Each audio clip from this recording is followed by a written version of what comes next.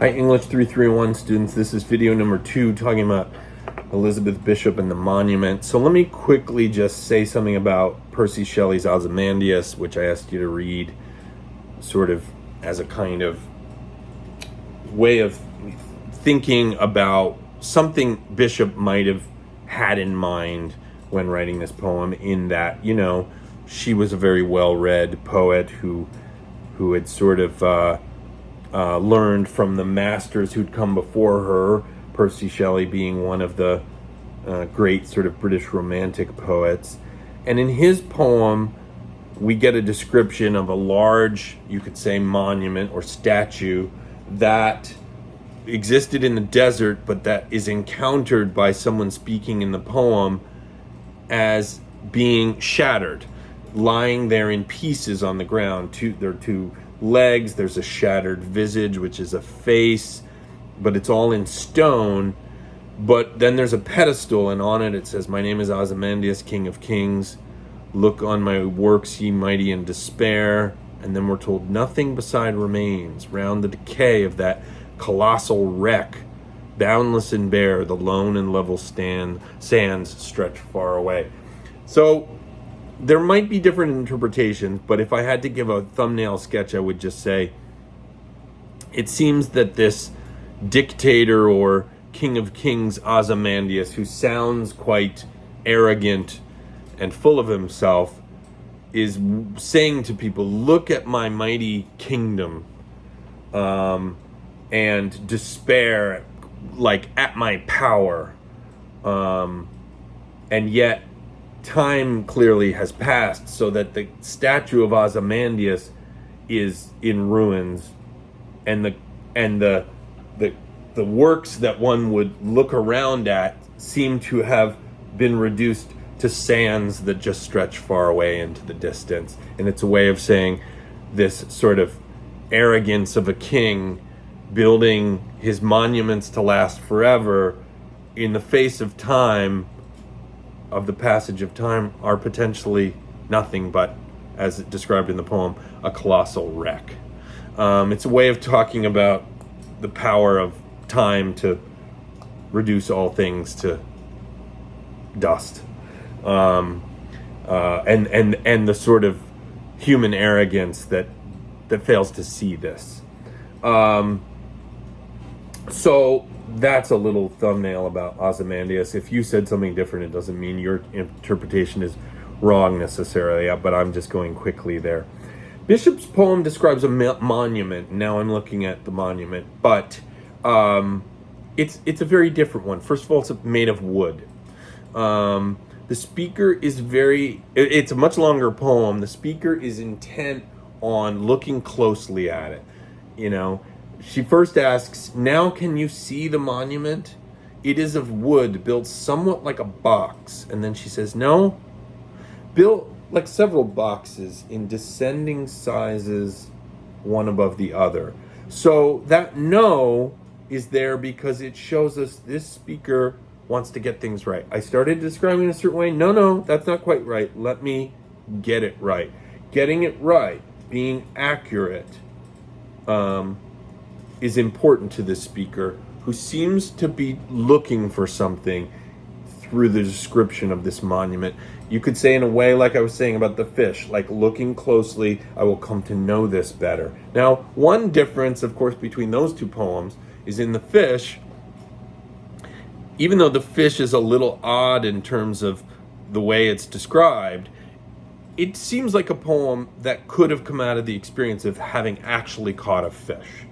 Whereas this poem seems to be describing a monument and a scene that are not strictly realistic. You could say that this poem is influenced by surrealism. I don't know if you know what that means, but if you've ever seen some of the paintings of Salvador Dali, those would be examples of surrealism.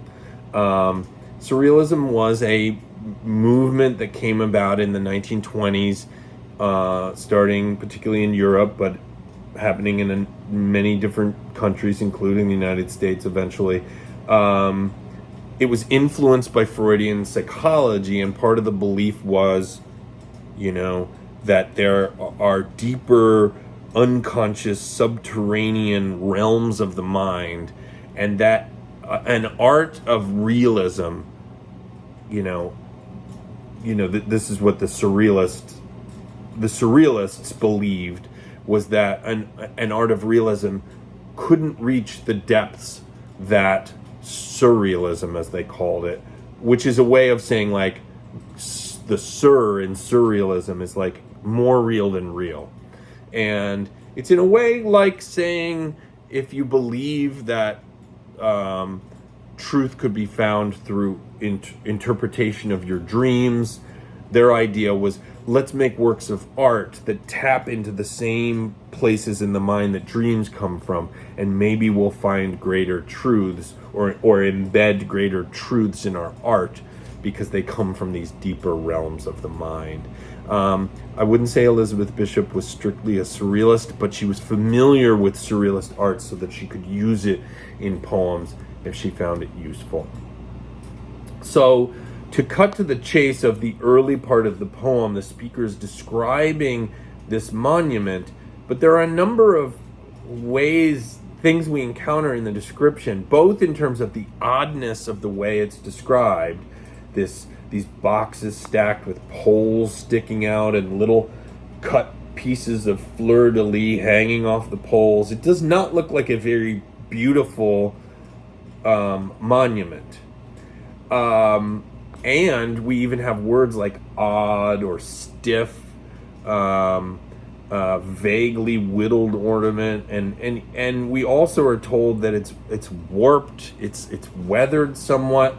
It's all made of wood, so you're going, if the stone statue of Ozymandias didn't last very long, how long is this wooden monument gonna last, given that the weather beats on it and stuff like that? So it raises certain questions. Eventually we get this other voice come in. And I don't know if there's just one other voice or not, because these quotes are never attributed to anyone, but suddenly we get these quotes that say, why does that strange sea make no sound? Is it because we're far away? Where are we? Are we in Asia Minor or in Mongolia? Now, there's a pause then, and the speaker does speak after the question, but all the questions aren't necessarily answered in a definitive way. So there are these mysteries that linger. It's answered a little bit. An ancient promontory, an ancient principality, whose artist prince might have wanted to build a monument, but we don't know how it got here exactly. He might have wanted to build a monument or mark a tomb or boundary or make a melancholy or romantic scene of it. Then the quoted voice comes in again. But that queer sea, and queer here meaning strange, this was 1946, it was published, the word did not have all the same connotations, but that queer sea looks made of wood, half shining, like a driftwood sea, and the sky looks wooden, grained with cloud. It's like a stage set. It's also flat. Well, these are critiques. Besides being questions, they're critiques. Those clouds are full of glistening splinters. What is that? And the speaker just says, it is the monument, and continues with the descriptions. It is piled up boxes, outlined with shoddy fretwork, half fallen off, etc. And then the voice comes in again and says, why did you bring me here to see it? A temple of crates in cramped and crated scenery. Again, what can it prove? Critiques of this thing. This voice in quotes is critical. Now, it has occurred to me that if the monument is like a work of art, Bishop as a poet is herself an artist.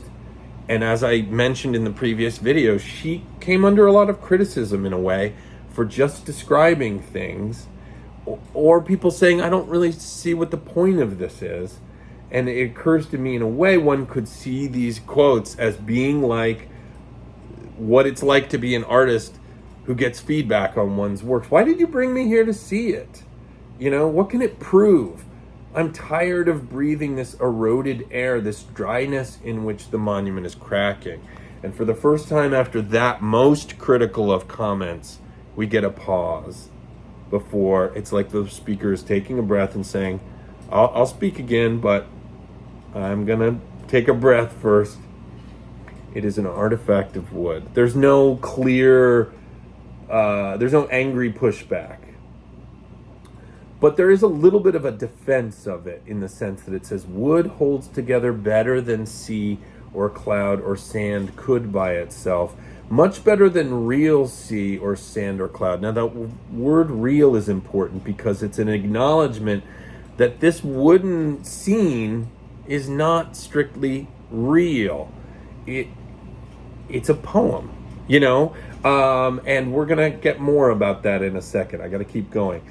The monument's an object, yet those decorations, carelessly nailed, looking like nothing at all, give it away as having life and wishing, wanting to be a monument, to cherish something.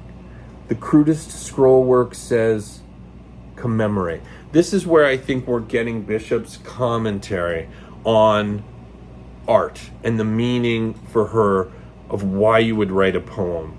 And in a world, you know, and I'm referencing now what I was saying in the previous video, where the artist doesn't any longer believe in the old version of the fact that the world is already ordered and everything is in its right place. And there's a God setting everything right and taking care of everything.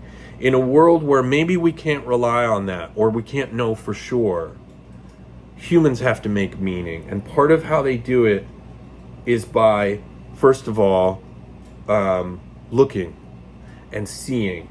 As the poem begins, now do you see the monument? But then towards the end saying, wanting to be a monument, wishing, having life. And a work of art has to have life to it. You don't want to look at a work of art and say, what do you think of that? And they say, it's dead, right? But the other part is to cherish something. She's in a way saying there's a kind of love involved or care. You have to care. And you can see that she does, even though she finds things about the fish to be repellent, by the end it's venerable. It's worthy of respect. Here she's acknowledging even the crudest scroll work of the monument. It says commemorate. And what does commemorate mean? It means to recognize. It means to celebrate. It means to remember. It's important to remember. While once each day, and this relates to the Shelley poem, the light goes around it like a prowling animal. So every day the sun goes around this monument, in other words saying time is passing. But this passage of time is compared to the circling of a prowling animal. In other words, it's eventually gonna kill. In other words, nothing lasts forever. But the artist, as vain as their enterprise might seem, in that you can't create anything that lasts forever.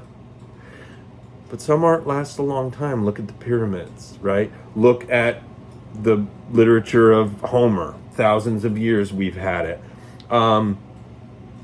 It's commemorating, you know, in the case of Homer, a war that happened. In the case of, you know, this poem, this monument, or this train of thought, thinking about art and its value.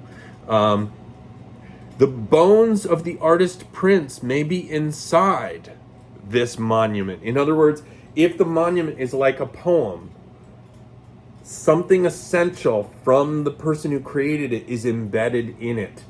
The bones of the artist Prince. She's talking about the very poem she's writing in a way. Elizabeth Bishop, who she was, is embedded in this poem. And I'm running out of time, but I want to also say, why is it made of wood? Because wood was once alive. And so a work of art or a poem is something that might be made out of something that's dead in that it's just words, but it was something that was once alive. And she ends by saying, it is the beginning of a painting, meaning the monument is the beginning of a painting or piece of sculpture or poem or monument, and all of wood. Watch it closely. That's the important thing, to look closely, which is what we were doing here. I'm going to end here. That's the monument.